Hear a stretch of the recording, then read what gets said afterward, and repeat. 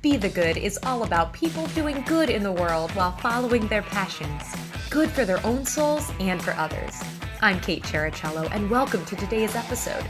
If you are enjoying these stories, please subscribe and leave a review on Apple Podcasts. It would mean so much. You can also join our Facebook community under the group title, Be the Good with Kate Cherichello. Let's spread a little more goodness in the world.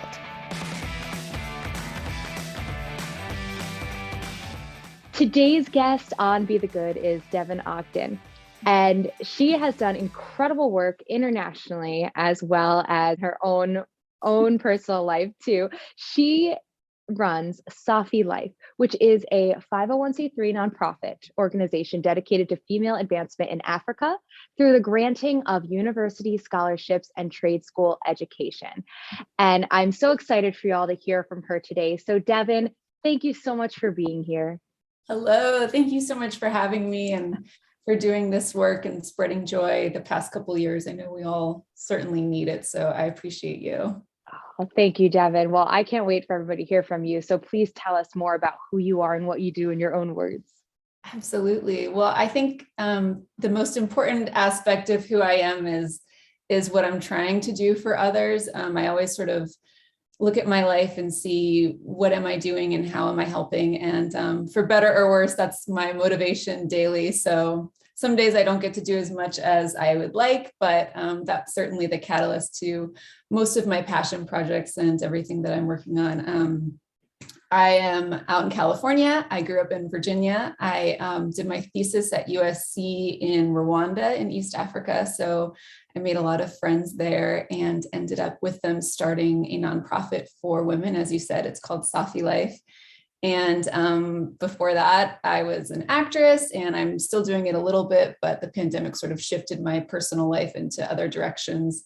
But always trying to support Safi Life and do what we can to help the women over there. And right now we have 50 women in our trade school, and a lot of them are single mothers like myself, ironically, and they are able to support their families and change their community and the whole culture at large by becoming businesswomen and entrepreneurs. And I'm just so proud of them every day. And I can't wait to travel back over there and see everybody. That's incredible. And I appreciated what you said about never feeling like you're doing enough during the day, because I look at, the outside person looks at something like Safi Life's website and all you've accomplished with that. And it just seems unbelievable. And yet you still struggle with that same, like, oh, I'm never doing enough. So I think that's an important thing to just know, like, you are doing so much amazing work, but it is kind of the human thing, right? To just be, especially in 2022, to be so in so many directions and trying just to do more and more. And it shows so much about your heart too, that you want to be doing more, which is amazing. Thank you. I appreciate that. Yeah, I think we all struggle with, like, what else can we be doing and how can we help and what should we be doing? And yeah, maybe it's a good thing that it's sort of insatiable. I don't know. I love that. I love that. And tell us more about the path to founding this nonprofit. So yeah, the founding of Safi Life. So I went over there for the first time in 2007. For a whole summer. I was in Rwanda, Uganda, and Kenya. And in Rwanda, we worked with genocide survivors to try to work on their emotional trauma through theater arts techniques. I was a dorky theater major and film minor at USC, and so sort of took theater therapy, which was being implemented in Los Angeles in different prison systems, and then taking it over to Rwanda and working with people there who needed the support emotionally. And we did some fun games and had some honest conversations, and mostly we just went there to listen, which was the biggest gift, was to just listen to other people who I knew nothing about and who had been through some of the most horrendous things anyone on earth has ever been through. And for most of them to come out on the other side as positive and as loving as they are and continue to be is a constant inspiration to me. Absolutely amazing. And one of the girls I actually met over lunch, her name is Safi, and we were the exact same age. We were 21 at the time, and we just hit it off and became really good friends. She told me her story and was very vulnerable with me. She'd lost her whole family in the 1994 genocide against the Tutsis. And so we just sort of stayed in touch, and I supported her through her getting her business degree. And then I said, how can I help the community more over there? I want it all to come from you, but I want to know what I can do to help. And she said, we need education for women, because at a certain point in Rwanda, they go through secondary school, and then there's very few opportunities for them to get a university education. They just have to get married, or even sometimes teenage marriage. And so we started raising funds for college scholarships, which was great, but the needs of the country has sort of shifted since then. And now we're doing trade school training, and hopefully we'll get back into college scholarships as well in the future. But we've been doing it now since, we started the organization in 2011, and it's been over 10 years now, which is crazy. And I still talk to Safi every day on WhatsApp. Actually, today is her birthday, so happy birthday. Happy birthday, Safi. Fantastic. She's amazing. She's married with 3 kids now, and she helps me to run the organization on the ground over there, because obviously I don't live there. And we just have this amazing trade school, and we're helping these women to become self-sufficient, and just so proud of everything that they're doing over there. And it's my job just to sort of raise awareness. And that's speaking to not feeling like I'm doing enough, because I feel like I'm not getting out there and doing enough events. And then, the pandemic really put a hamper on fundraising efforts. So I'm excited to be shifting back into that now, and just really making it my priority. Wow. What are some specific stories of some of the women you've worked with in Africa? Some of those good news moments? Yeah, we have.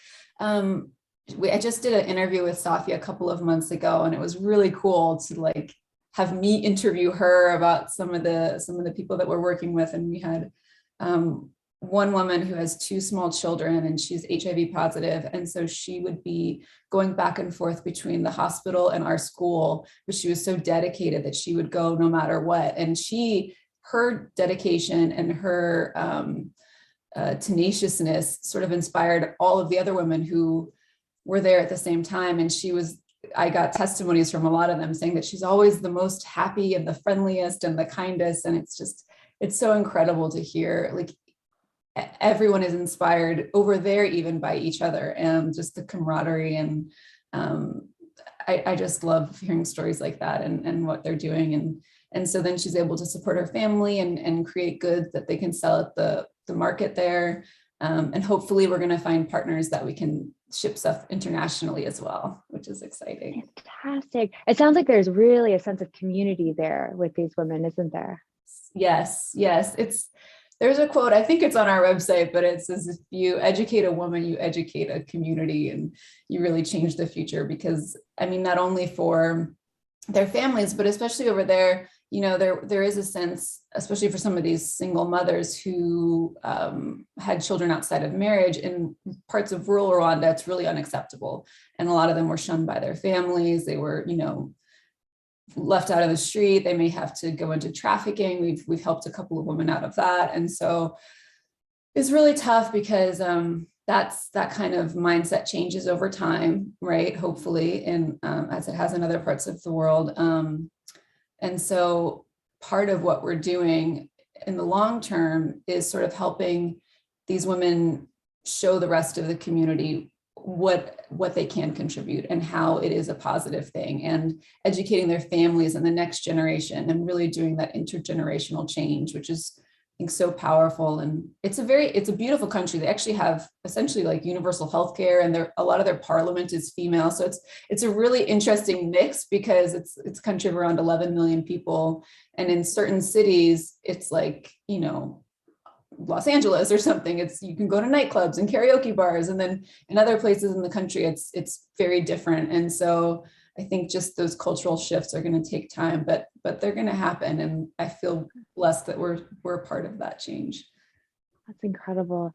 I love that the quote you just mentioned. Do you have any others that you or the organization loves to repeat to donors or to the people you work with?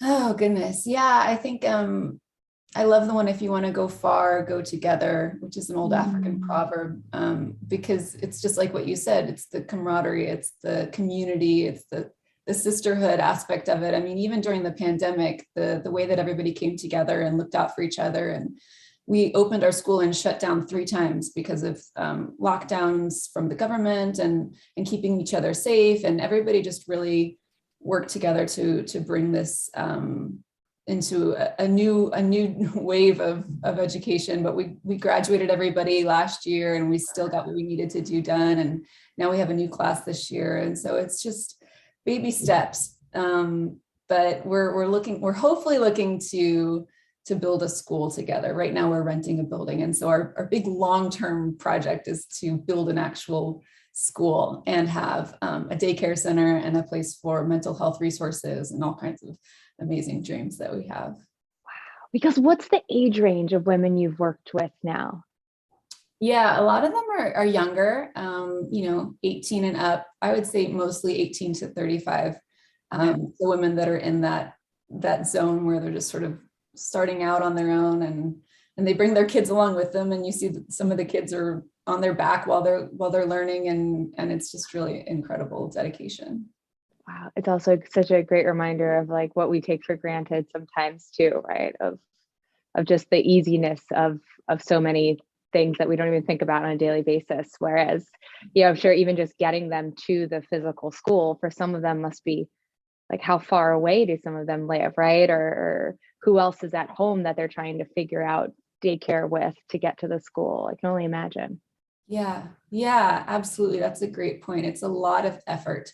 And so even as I mentioned earlier, the woman who, is going to the hospital for her treatment and then back again and really making it happen and not complaining. And they're so inspiring. That's what I noticed. I've been a couple of times over there, and just the faith and the dedication and the heart and not complaining and just moving forward and really wondering. I mean, we wonder what our purpose is over here, and they do the same, and on an even bigger scale, right? A lot of the genocide survivors I met, who we aren't working with as much now because they've aged out of our program or we put them through school, but a lot of the genocide survivors said, well, listen, I'm here for a reason, and I survived this for a reason, and so what's my purpose? And I was like, that's a whole other set of amazing questions to have. And so yeah, I think we all sort of struggle with the same things, and it's nice to connect to people who feel it even on a grander scale. Yeah. The part of your website too that I love so much is that page where it's stories. Mm-hmm. And so I hope that everybody gets a chance to go on it, because it's different profiles of different women, and it's all of their stories, and to think about what they've gone through, and yet to see these giant smiles on their faces in these photographs is amazing, and so telling of all that they've gotten to accomplish through Safi Life. Oh, thank you. Yeah, they're gorgeous. Actually, what's fun is I work sometimes with a company called Thrive Cosmetics, and they're a great, like, vegan, cruelty-free, clean beauty company. They actually give millions of dollars away. Like they gave 100,000 to a Breonna Taylor scholarship fund recently, and they're doing amazing work. So I want to shout Thrive Cosmetics out because they're amazing. And they just donated products for 50 women, all of our women.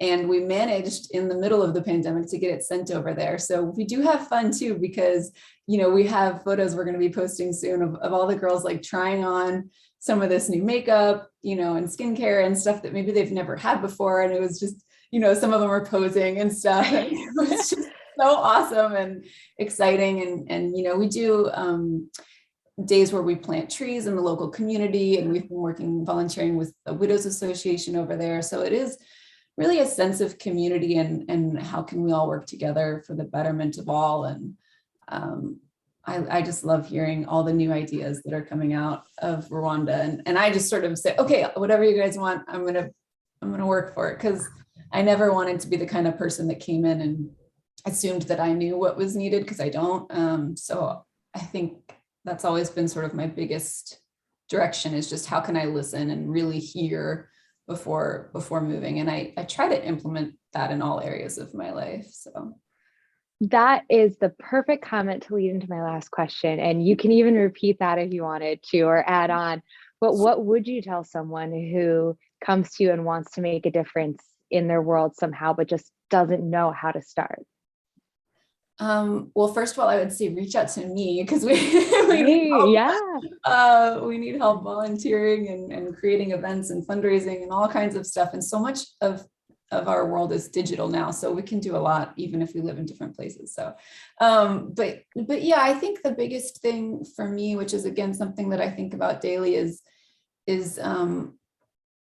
what I like to live by, which is the golden rule, right? Like treat others how you would like to be treated, and then taking that another step further and thinking, if you see somebody who's in pain, if you see somebody who could potentially benefit from your assistance in some way, how would you feel if you were them? And I think travel helps us a lot with empathy, and then with, really talking and listening to people, and then doing something. I mean, really, you have to be the one to be the change you want to see in the world, and really go for it. And don't be shy about asking what somebody needs and how you can help, because the answer might surprise you. Beautiful. Beautiful, Devon. How can we follow you, Safi Life, find out more information, contact you about volunteering? Thank you so much. Yeah, I would love any and all help. We all sort of just chip in right now. Eventually, we'll start to have more of a staff. We are at Safi Life, SAFILIFE.org. And you can find all of our contact information there. We're Safi_life on Instagram. My Instagram is at Devon.Ogden. You can always reach out to me. And I would just love to hear from really anybody. Probably anybody that listens to your podcast already has some really good intentions and a real good heart. So I would love to hear from anybody that listens to this and see how we can work together. Wonderful, wonderful. That'll all be in the show notes too, so they make sure they get all the spellings right. And thank you so much for your time. You are in a million directions, so I really appreciate it. Thank you for having me. I appreciate it. You're amazing. Thanks so much for listening to Be the Good with Kate Cherichello. Whether you're listening on YouTube or via podcast, it would mean the world if you liked, subscribed, and or left a review. You heard about the good? Now go out and be the good in your life this week. If you have stories of good news that need to be shared, please send me a message. Thanks again, and have a great week.